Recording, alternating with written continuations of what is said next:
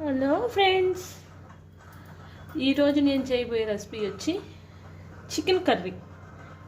Chicken curry కోసం ముందుగా కళాయి పెట్టి దీంట్లో ఒక 3 స్పూన్లు ఆయిల్ వేసుకోవాలి.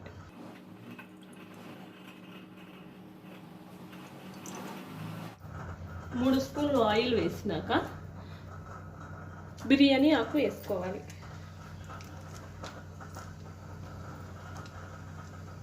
తర్వాత కొంచెం దాల్చిన చెక్క, 2 యాలకులు, 3 లవంగాలు వేసుకోవాలి. ఇవి కొంచెం ఇలా కలపాలి. ఇవి కొంచెం ఫ్రై అవుతుండగా 1 కప్పు ఆనియన్స్ వేసుకోవాలి.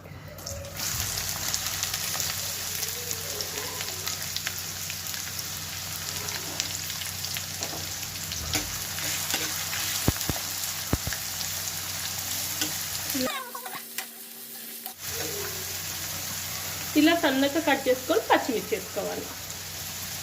2 పచ్చిమిర్చి వేసుకుంటున్నాను ఫ్రెండ్స్. 2 పచ్చిమిరపకాయలు వేసుకుంటున్నాను. ఇవి కొంచెం ఎర్రగా కాలనివ్వాలి. మనకు ఆనియన్స్ తొందరగా వేగాలంటే కొంచెం సాల్ట్ వేసుకోవాలి. ఇలా ఎర్రగా వేగినాక ఆనియన్స్ దీంట్లో చికెన్ వేసుకుంటాను.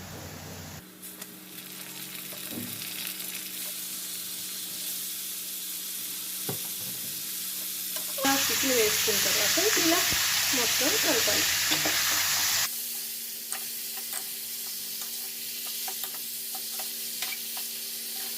ఇలా కలుపుతూ దీంట్లో కొంచెం ఒక 2 స్పూన్లు కారం వేసుకోవాలి. 1 స్పూన్ పసుపు, 1 స్పూన్ అల్లం వెల్లుల్లి పేస్ట్. ఈ మొత్తాన్ని కలపాలి.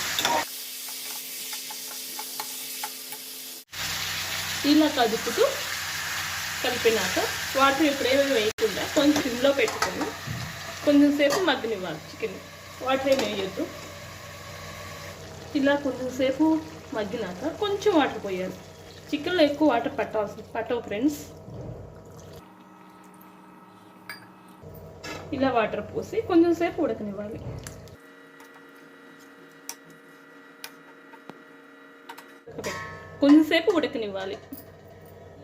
మూత పెట్టి కొంచెం సన్నగా కట్ చేసుకొని కరివేపాకు వేసుకోవాలి.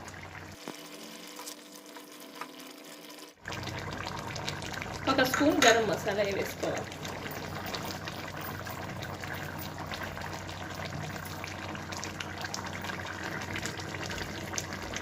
గరం మసాలా వేసుకున్నాక ఇలా కలదిప్పాలి. మసాలా వేసినాక ఒక 1/2 స్పూన్ చికెన్ మసాలా వేయాలి. ఈ చికెన్ మసాలా కూడా వేసి ఇలా కలదిప్పాలి.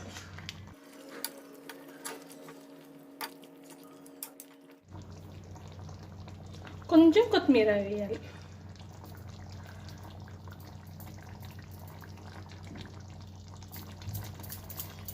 కొత్తిమీర వేసి ఒక 2 మినిట్స్